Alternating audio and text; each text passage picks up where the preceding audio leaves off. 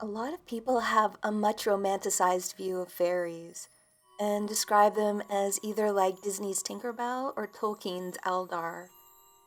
Yet the old literature casts a very different and more nuanced light on them.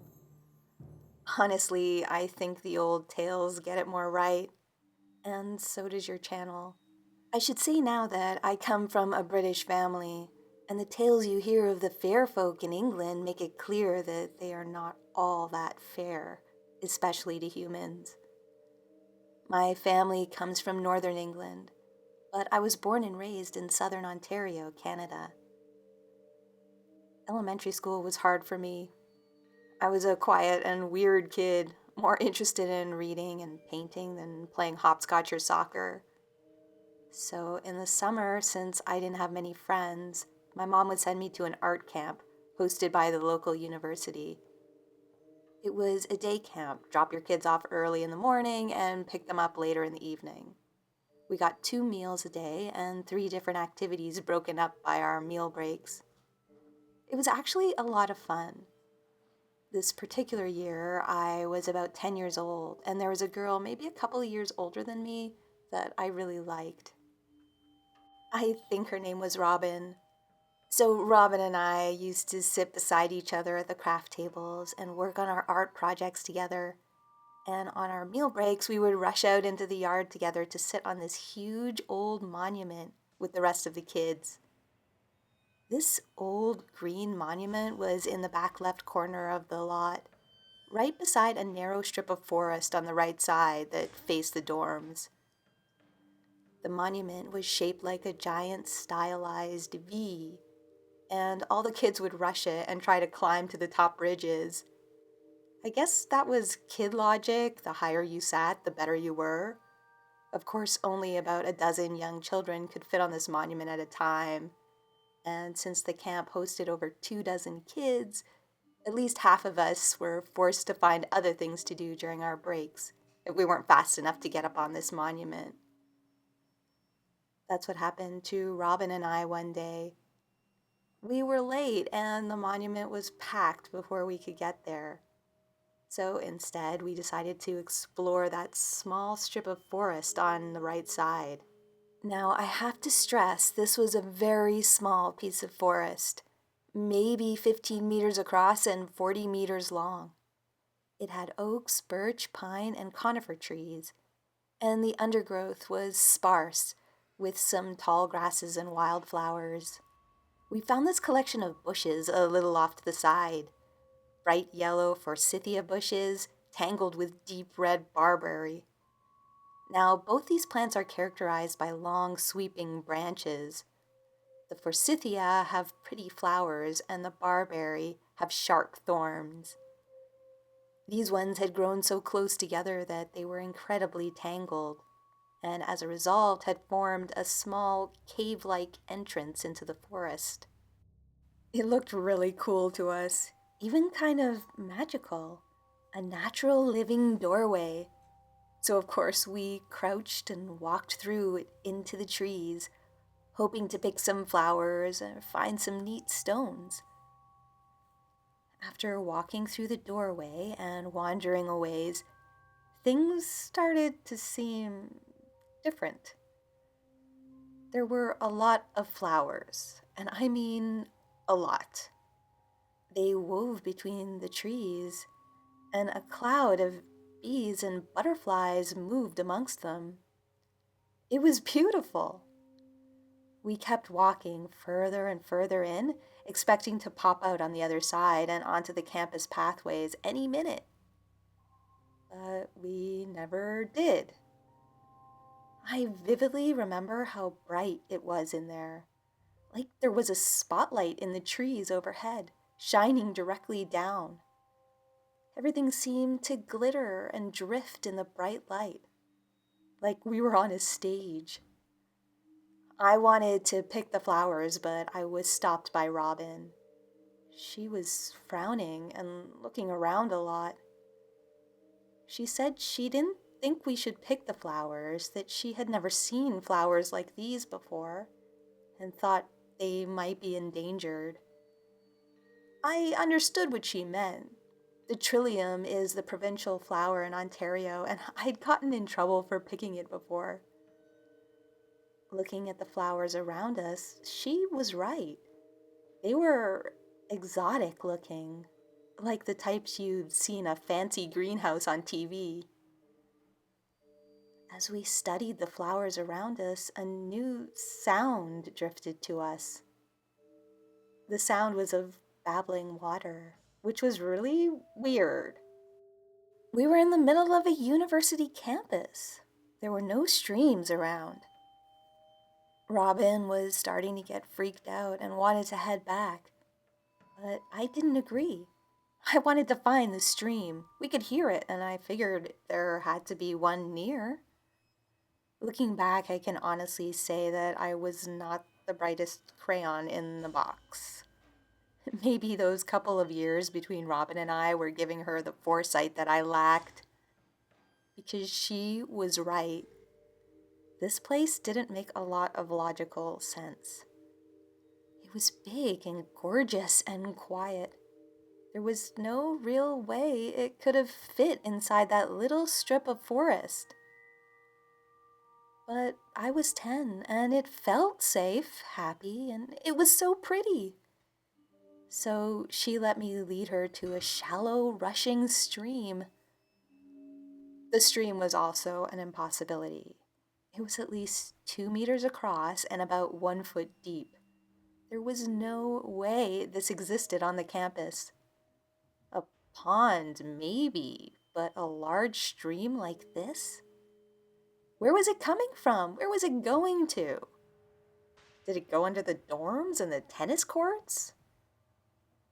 As we stared at it in amazement, we looked up, and we both went absolutely still. The forest continued on the other side of the stream, but it wasn't our forest. It wasn't any forest on Earth. My description will not do it justice. I really don't think there are any words to accurately describe what I saw. The plants were made of glass and gemstones, every curve and edge catching the too bright light and splitting off into fractals and glittering rainbows. Grass wrought from jade and peridot, bark made from fire agate and boulder opal, flowers like a dragon's hoard of treasure, made from amber, opal, sapphire, and diamonds. And those were just the ones my mind could put names to. Emeralds shaped like leaves danced in the light breeze, tinkling like a chorus of tiny bells, instead of the normal rustling sound they should be making. And beyond the banks, there were shadows, deep, black places where no light was reaching, and all the fantastic color of this alien landscape died away.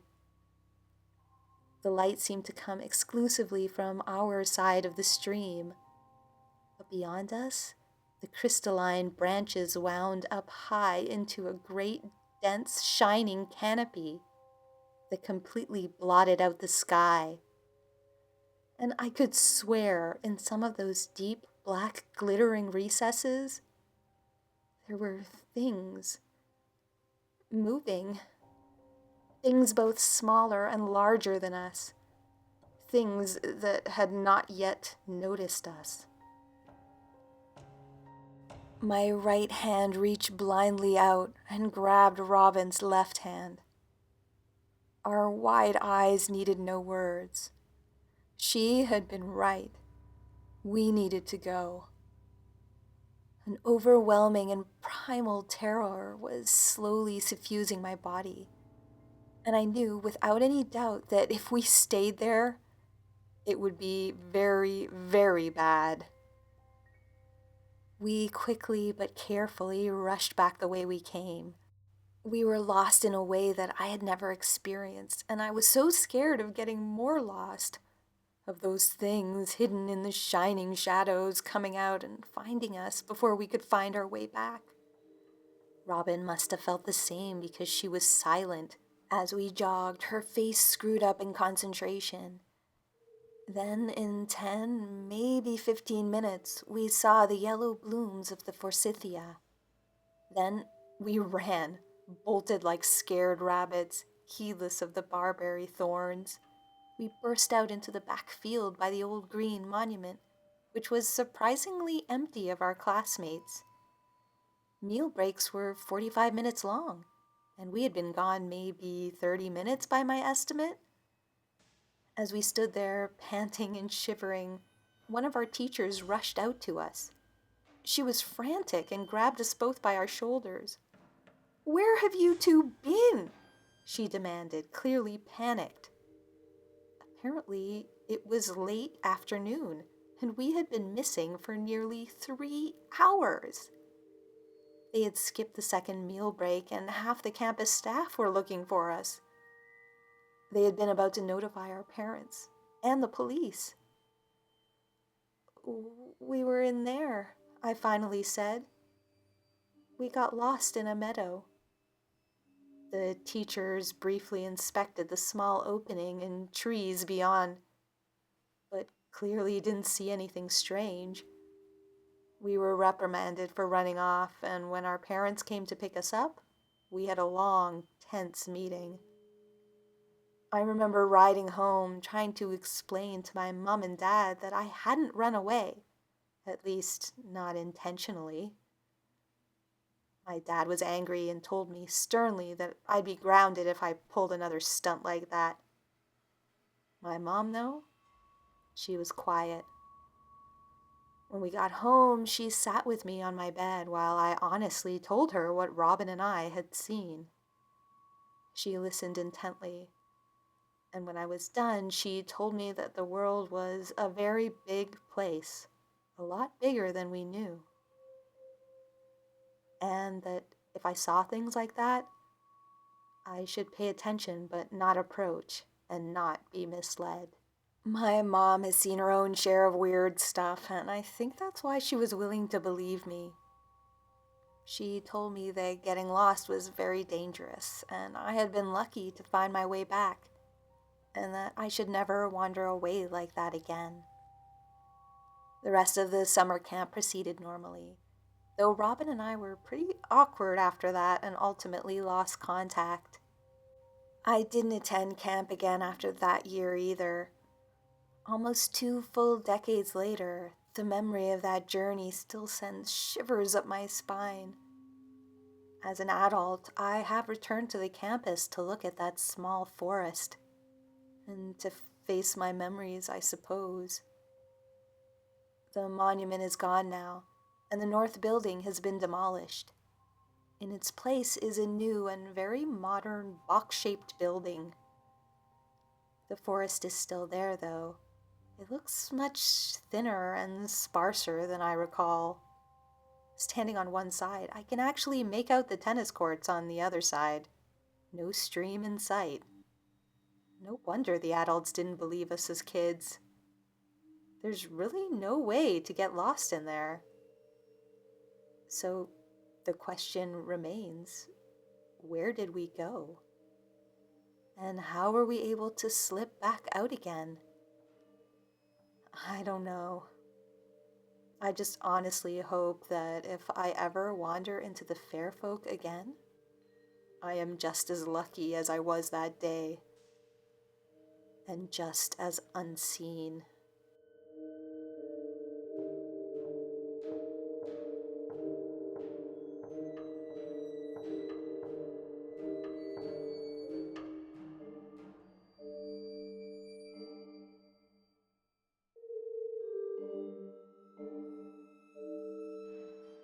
The experience I want to talk about started in 2014. Myself, my boyfriend, and 3 friends took a trip to Scotland for fun after graduating from university. We were all avid hikers and campers and spent nearly a full month backpacking throughout the rugged beauty of the Scottish Highlands. One of the places we stopped in was Perth.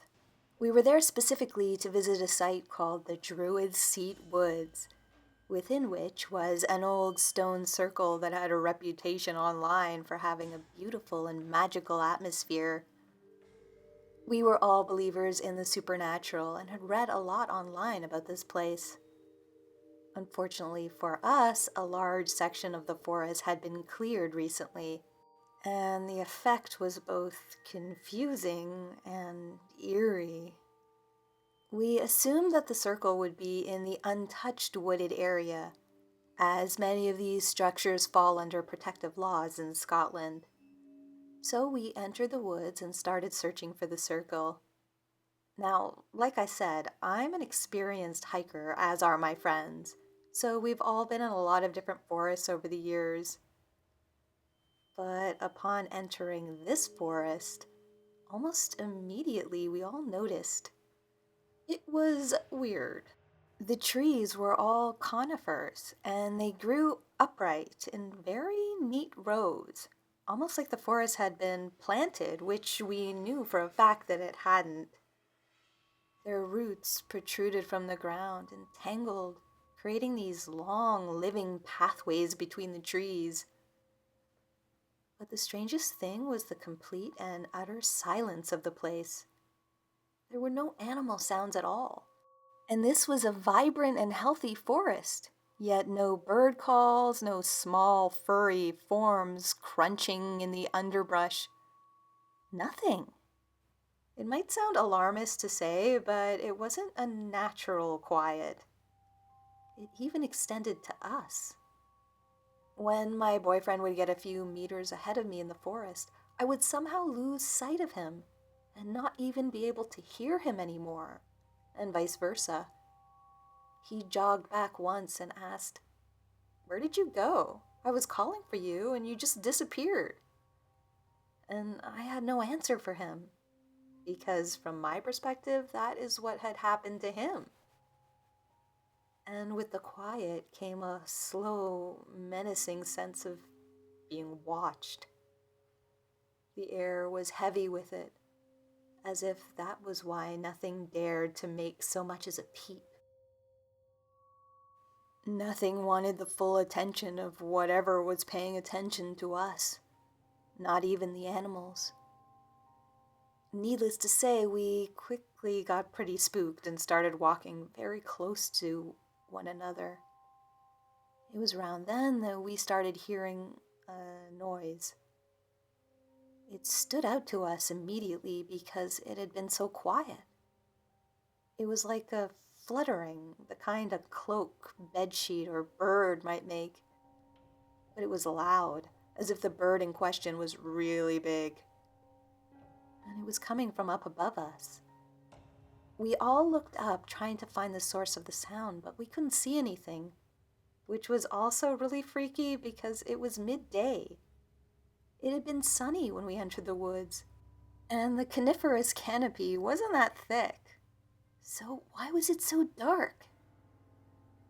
At this point, we unanimously agreed to get out of there. We hadn't found the stone circle yet, but honestly, I don't think any of us were that interested in finding this particular circle anymore. As we tried to retrace our steps, I tripped on one of the tangled outcroppings of roots and sliced my thigh open. The cut wasn't deep, but as soon as it happened, something screeched above us, like a fire alarm going off. It was so sudden and so loud that we all bolted, my boyfriend damn near carrying me out of there. When we got back to the street, we were all shaken. My best friend took a look at my cut and quickly patched it up with a gauze pad and a band-aid. The boys were trying to laugh off the whole thing.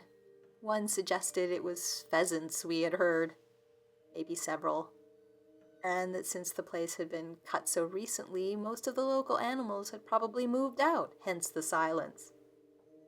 We all tried to shrug it off and continue on with our vacation. I mean, nothing concrete had happened. Just 5 young adults getting scared in the woods by some weird noises. At least that's what we convinced ourselves. So we packed up and moved on and didn't really talk about it again.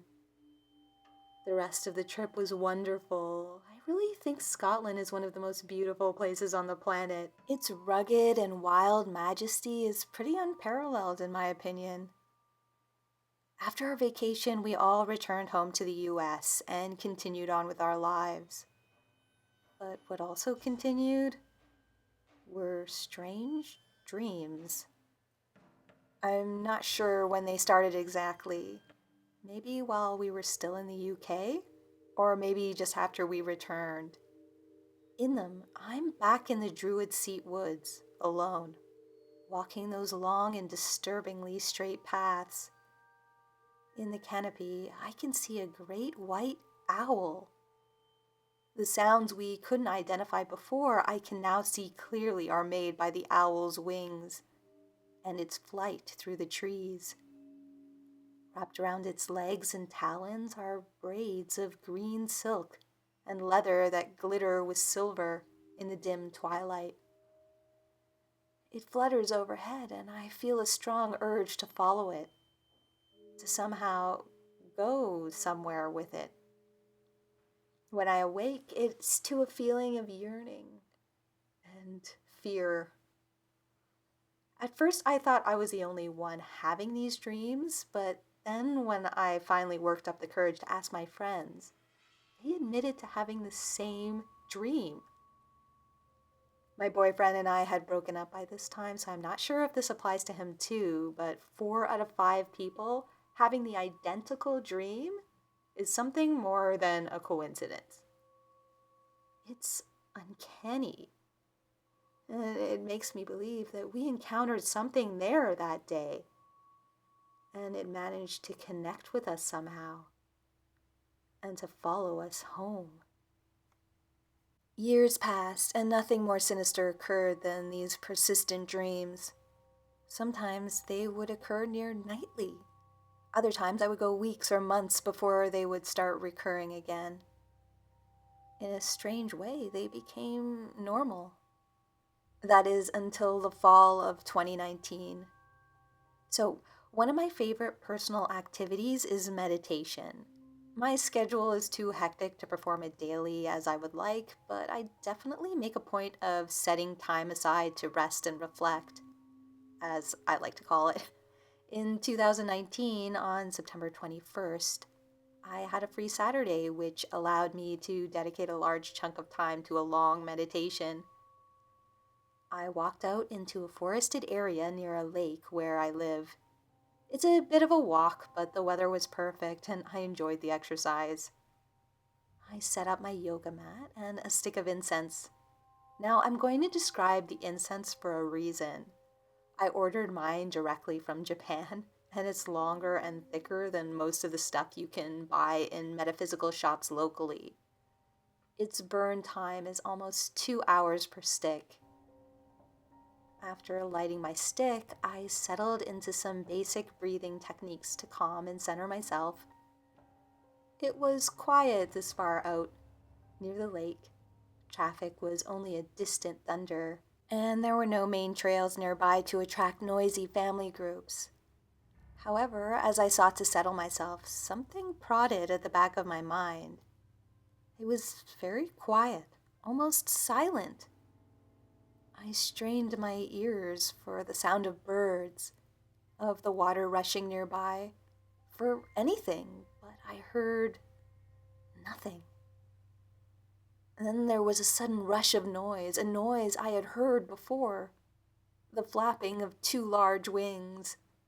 My eyes shot open, and before me on the grass and stones was a sight I will never forget. A woman stood before me, though that might not be the best way to describe this person. It was female, that much I'm certain of, but woman is a human word, and this being was not human. She stood looking down at me, so I can only guess at her height, but she was definitely tall, maybe 6 feet.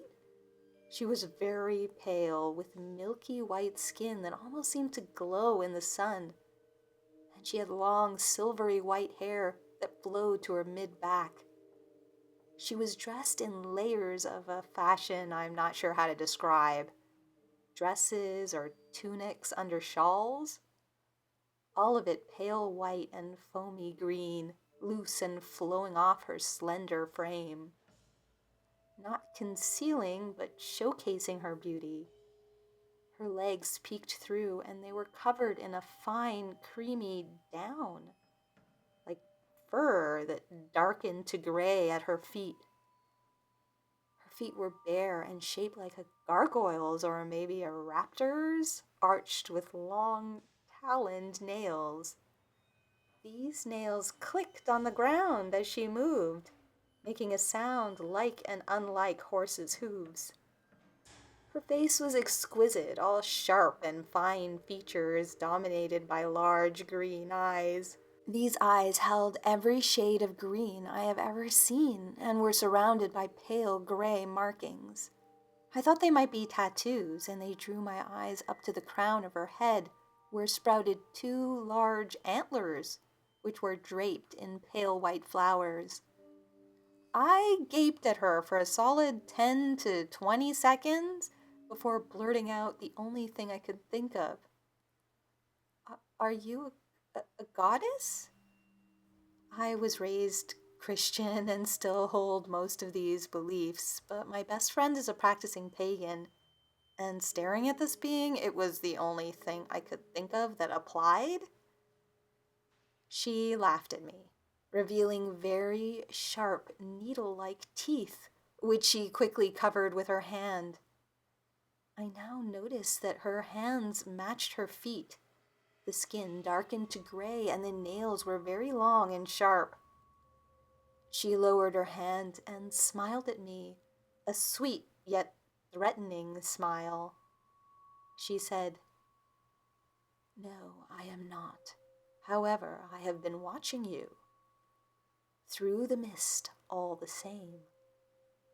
I will never forget that voice, high and feminine, yet accented in a way that made it smoky and deep at the same time. After she said these words, she just vanished. I jumped up and whipped around, but I couldn't see anything. No movement or any trace of her. Looking down at my yoga mat, I saw my burner had gone cold, the incense long reduced to ashes. That meant that over 2 hours had passed, but I could have sworn I had only been there 15 minutes max. I started shivering and quickly packed up and jogged home. That was 2 years ago now. I haven't seen her since, but a small rebellious part of me desperately wants to. It's the same part that wants to follow the white owl I see in my dreams. As of this year, most of my friends rarely dream that strange dream anymore, but I still have it. Not every night, but often enough. After seeing that lady, I suspect the dreams will never fully go away. And I wonder, I fear, that she is still watching me.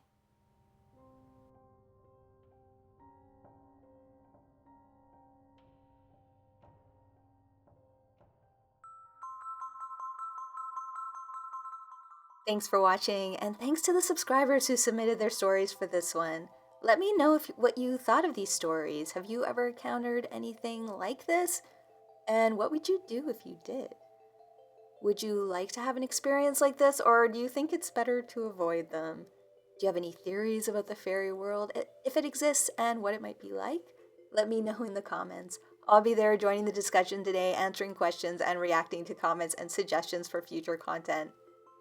If you have a story to share, you can check out my website at scaryfairygodmother.com. Link in the description. It has a spot where you can submit your stories, comments, questions, or suggestions. You can also sign up for my mailing list there. It's free to sign up. If you have submitted your story in the past and I haven't narrated yet, that doesn't mean I won't. It just often takes me a while to get to all the stories. So if you do submit, eventually you probably will hear your own story on this channel. I'm really trying to get to them all. So thank you so much for taking the time to share your story with all of us. As always, extra special thanks goes out to all my supporters on Patreon who are helping to keep this content going and hopefully expand in the future. Thank you to anyone who supports this channel as well in any way, whether you're buying me a coffee on Coffee, hitting the thanks button, hitting the join button, or subscribing, commenting, and sharing this video. I really appreciate all of you so much and the support you are giving this work. If you like this content and would like to support it, there are multiple ways you can do that. You can check out my Patreon page. The link is in the description. You can check out my Coffee page, link also in the description. And you can do all the things that I just mentioned, like share, comment, click thanks, or send me a donation on Coffee. The stories in this video came courtesy of subscribers, so thanks to everyone who submitted. The stories were edited for dramatic and narration reasons. Please leave a comment below, like, share, and subscribe if you're new. It really helps the channel when you do that. And hit the bell to receive notifications of new videos. And until next time, this has been a visit from your scary fairy godmother.